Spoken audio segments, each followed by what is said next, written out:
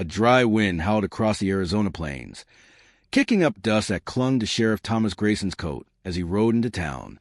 The late afternoon sun cast long shadows over the wooden storefronts, the rhythmic creak of a saloon sign, the only sound beyond the whistle of the wind. Grayson was a man carved from the land itself, broad-shouldered, steel-eyed, with a face weathered by years of chasing outlaws and burying good men. He had learned to live with the weight of duty, but fatherhood had softened him in ways he never expected.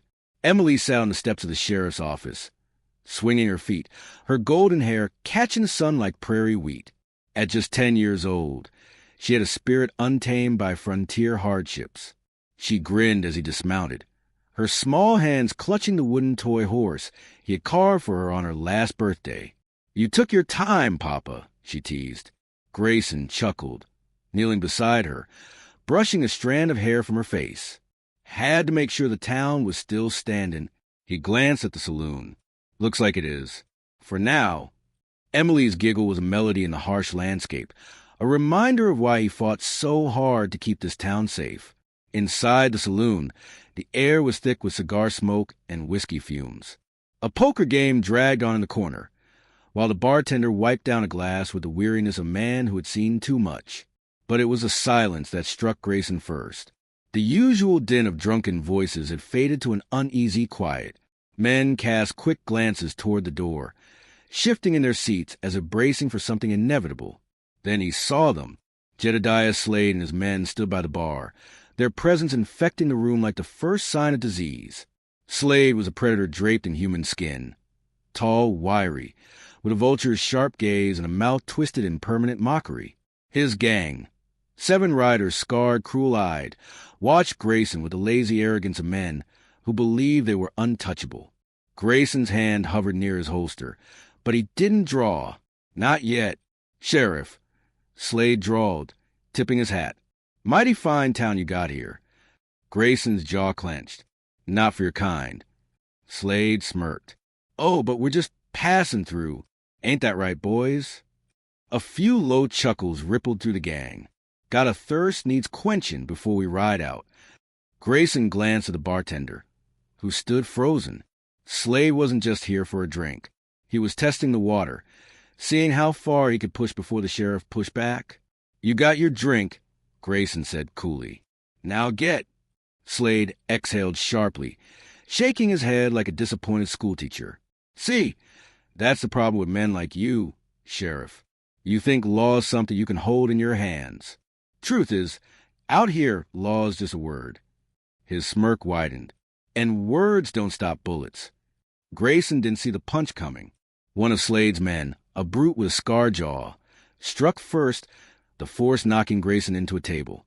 The saloon exploded into chaos. Glass shattered, chairs scraped against wooden planks. Fists swung wild. The sheriff fought back, landing a solid hit on the brute's nose, feeling the cartilage snap beneath his knuckles.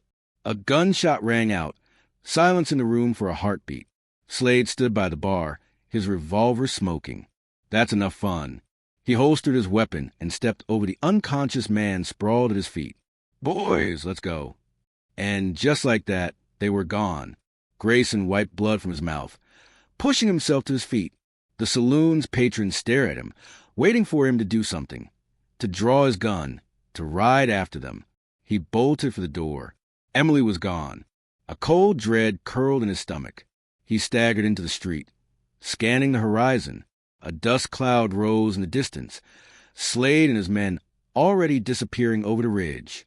A sickening roar built in his chest. "Emily!" The town was silent. Time became a blur. Grayson rode hard, following the trail as fast as his horse could carry him. He found the first body 5 miles out, a deputy who had tried to follow Slade alone. His throat had been slit. The sheriff buried him quickly, muttering a quiet prayer, before pressing on. The second body came at sunset. Another man, stripped of his boots and gun. A warning. Night fell, and the desert stretched endless before him. Coyotes howled in the distance. The weight of helplessness pressed down on him, heavier than his badge ever had.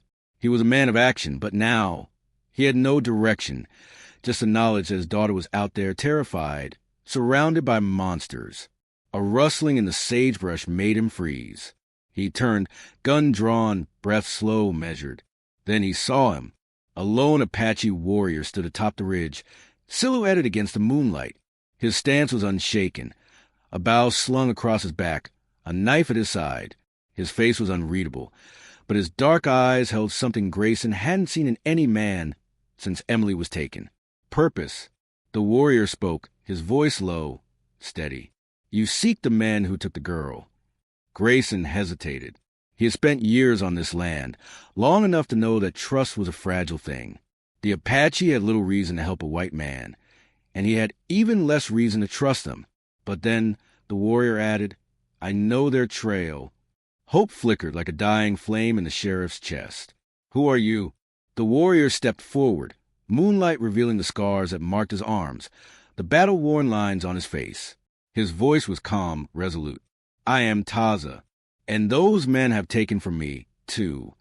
The desert stretched before them, an unbroken sea of dust and rock, where the sun burned away all but the strongest. Sheriff Grayson rode in silence beside Taza, watching the warrior's movements, trying to decipher the thoughts behind his sharp, unreadable gaze. The Apache moved with a quiet purpose, his hands steady on the reins, his eyes scanning the land like a hawk seeking its prey.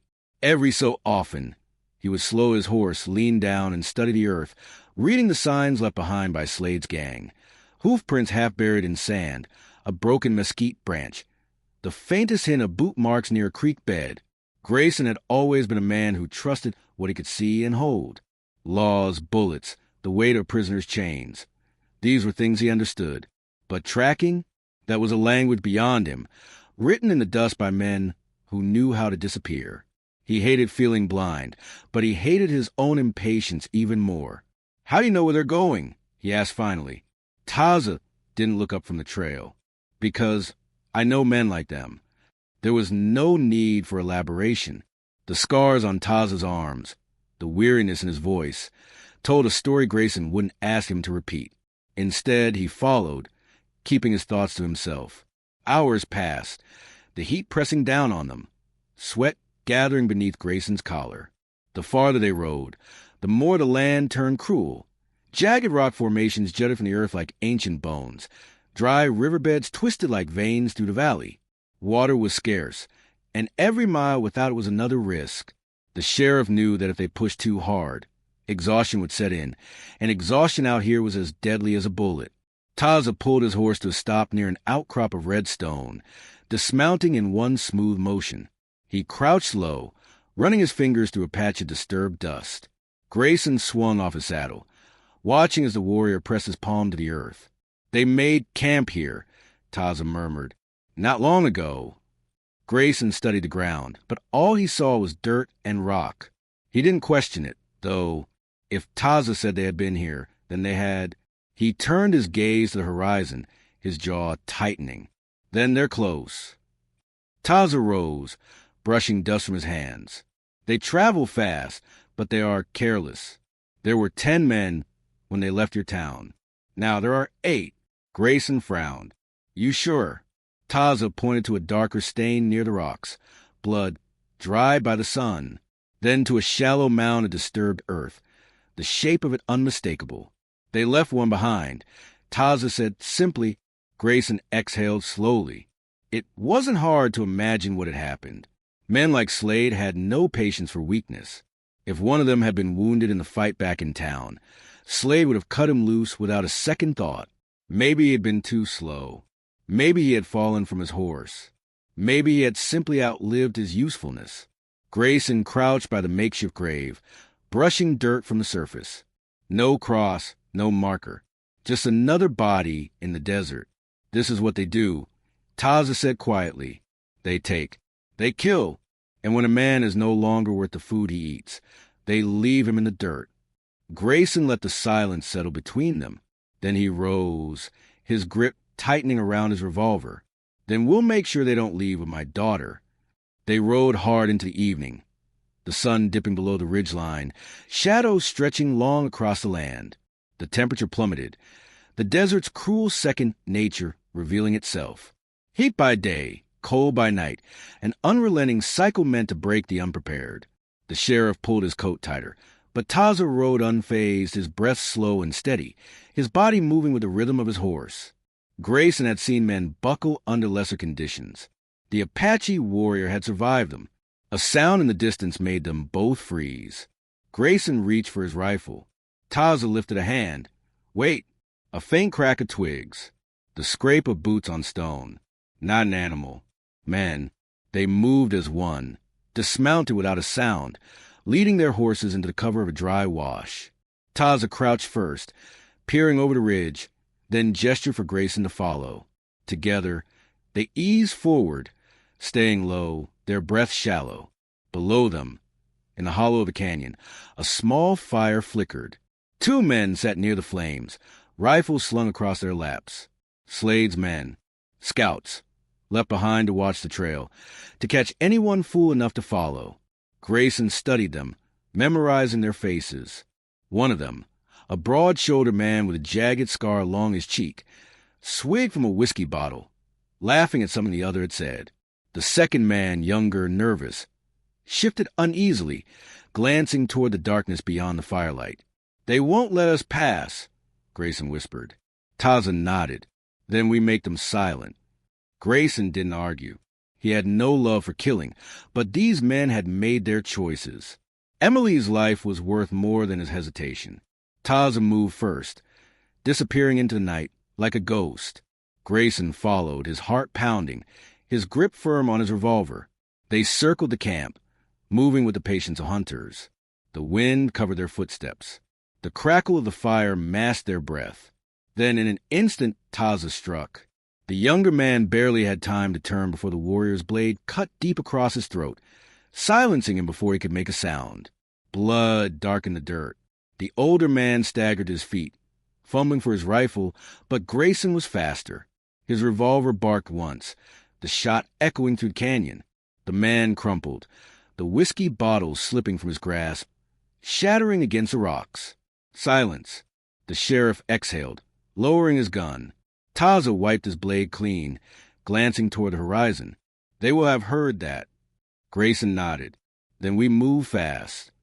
He searched the bodies quickly, finding a scrap of paper in the older man's pocket, a rough sketch of a trail leading west.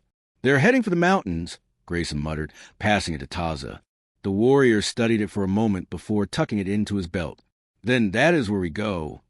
The stars burned bright overhead as they rode, the silence between them no longer one of mistrust, but of understanding.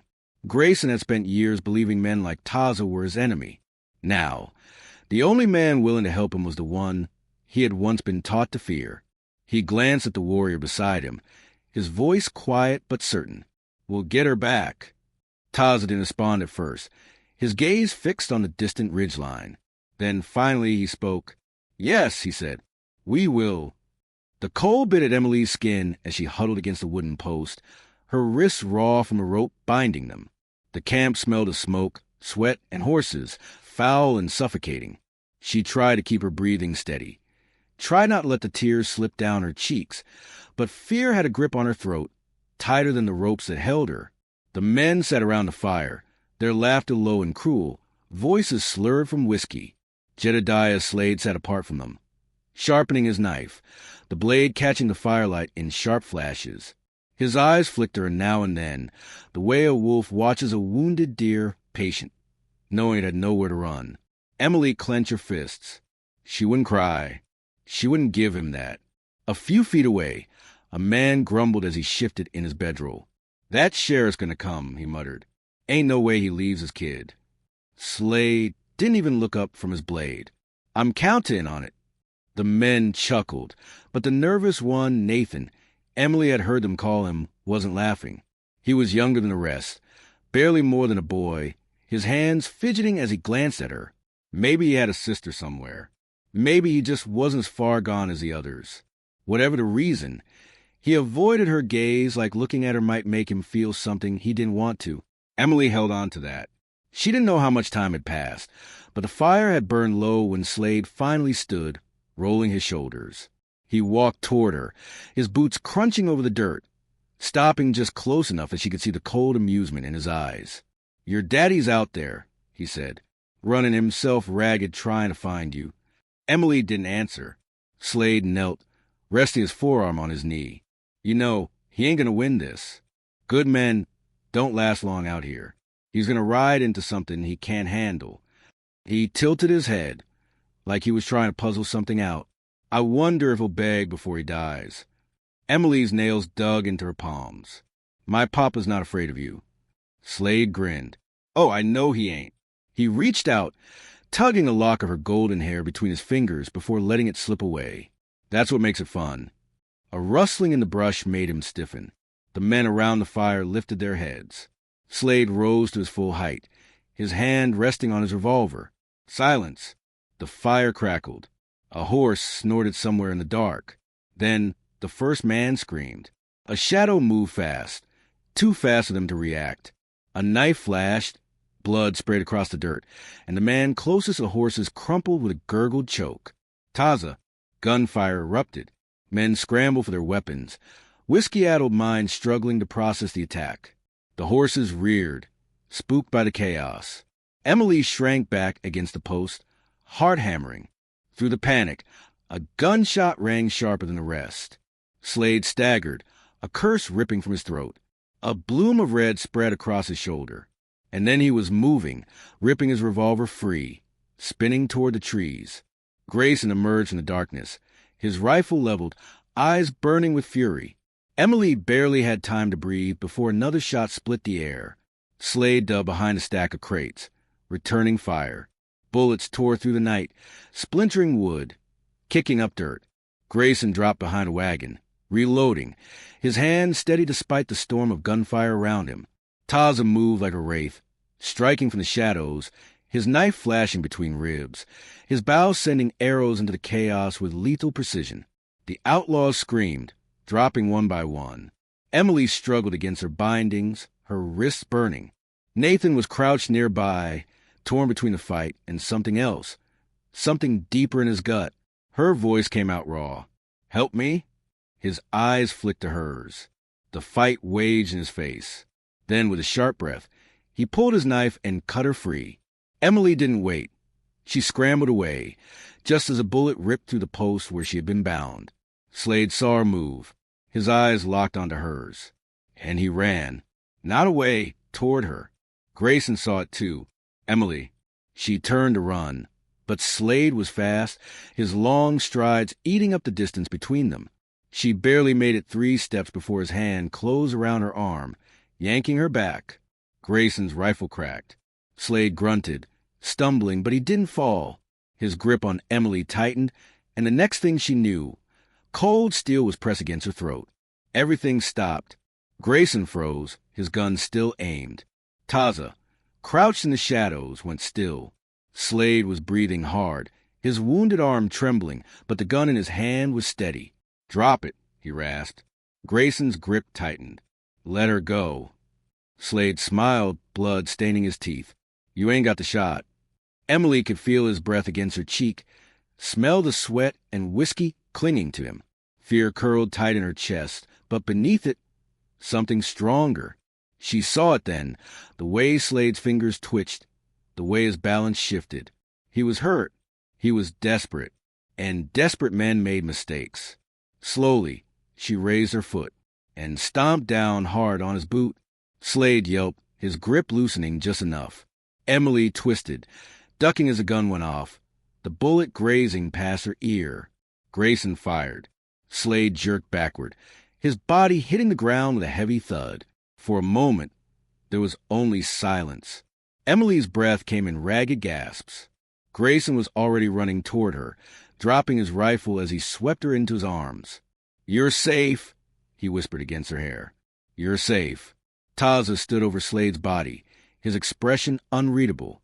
Blood pooled in the dirt beneath the outlaw, his eyes staring blankly at the sky. Nathan stood nearby, hands shaking, staring at the dead men around him. He looked at Grayson, at Taza, at Emily. Then he dropped his gun and ran.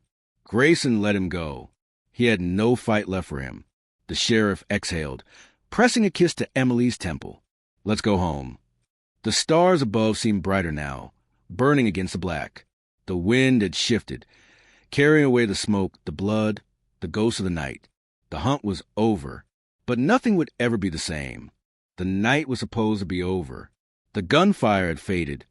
The bodies of Slade's men lay still in the dust, and Emily was safe in Grayson's arms. But the sheriff knew better than to believe in clean endings. A groan rose from the ground behind them. Grayson turned just in time to see Slade move. He shouldn't have been breathing. 2 bullets in his chest should have sealed his fate. But some men just didn't know how to die. He was on his knees, his breath ragged, his hands slick with blood as he pushed himself upright. His revolver was still clutched in his grip, his knuckles white, but the fire in his eyes was what chilled Grayson the most. Slade wasn't done. Emily gasped, stepping back as Slade staggered forward, swaying like a man on the edge of oblivion but refusing to fall. His lips curled, blood trickling from the corner of his mouth. "You think it's over, Sheriff?" His voice was hoarse, guttural. "Ain't nothing over." Grayson eased Emily behind him, his own gun already raised. "You're done, Slade. Let it go." Slade laughed, a wet, hacking sound.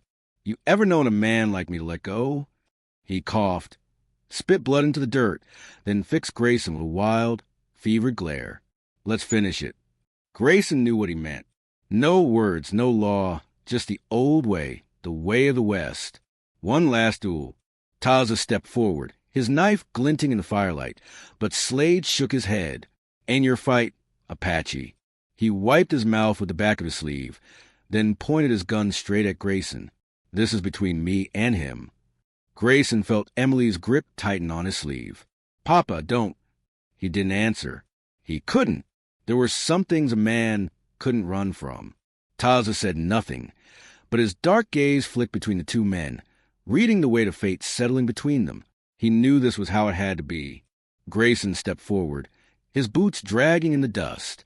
He felt the weight of his gun in his hand, the familiar balance of it. He had seen too many men die like this. And now, it was his turn to see it through. Slade steadied himself, took a deep breath. The fire flickered, casting shadows along the canyon walls. The night was impossibly still. Then, in a heartbeat, Slade moved. Grayson didn't think. His body reacted faster than thought, faster than breath. The crack of a gunshot split the air. Slade staggered. His gun dropped from his hand. He looked down, confusion flickering across his face as the red stain spread wider across his chest. His knees buckled, and he hit the ground, his breath rattling. For a moment, he just lay there, staring up at the stars, as if he couldn't quite believe it was over. Then, slowly, he turned his head, his eyes locking onto Grayson one last time. A weak smile tugged at the corner of his mouth. "Guess you were faster." And then he was gone. The wind howled through the canyon, carrying away the last breath of a man who had fought too hard for too long. Emily's sob pulled Grayson back. He turned, and she was already in his arms, her small frame trembling against him. He pressed a kiss to the top of her head, closing his eyes. Taza stood over Slade's body, silent. He didn't gloat, didn't speak. He just looked at the fallen outlaw, then at the sheriff, and gave the smallest of nods, a warrior's acknowledgement. Grayson met his gaze and nodded back. The storm had passed. They buried Slade at sunrise, not because he deserved it, but because leaving a man to rot in the open was no way to end a story, even one as cruel as his. The desert would claim him soon enough. Emily sat on a rock nearby, her arms wrapped around herself. She hadn't spoken much since the gunfight. Grayson couldn't blame her. Some wounds didn't bleed on the outside. Taza stood a few feet away, arms crossed, watching the sun creep over the horizon. When Grayson stepped up beside him, the Apache warrior didn't look over, but he spoke. "She is strong." Grayson followed his gaze to Emily. "She gets it from her mother." Taza nodded, as if that made perfect sense. Then, after a long pause, he said, "You're lucky to have her." Grayson exhaled. "I know." Silence stretched between them. There was a time when he and Taza would have been on opposite ends of fight, men shaped by blood and borders. But now, after everything, there was something else between them. Not friendship, maybe, but understanding. Respect. Finally, Taza turned to his horse. "You're leaving," Grayson said. Taza secured his saddle, adjusting the straps. My path is not here. Grayson nodded. If you ever find yourself in town, Taza smirked. You would not want that. Grayson chuckled, shaking his head. Maybe not. The warrior mounted his horse with practiced ease. For a moment, he simply looked at them, Grayson, Emily, the graves left behind. Then, with a final nod, he turned and rode off, his figure blending into the desert until he was gone. Emily stood beside her father, watching him go. Will we see him again? She asked. Grayson sighed, draping an arm around her shoulders. Men like that, they come and go like the wind. Emily leaned into him, quiet for a long moment. Then, softly, thank you for finding me. Grayson swallowed past a lump in his throat. He pulled her close, pressing his forehead to hers. Always, he whispered. The sun rose higher, painting the sky in gold and fire. The desert stretched before them, vast and endless, but no longer so cruel. Grayson took one last look at the grave, then at the horizon, and together he and Emily turned toward home.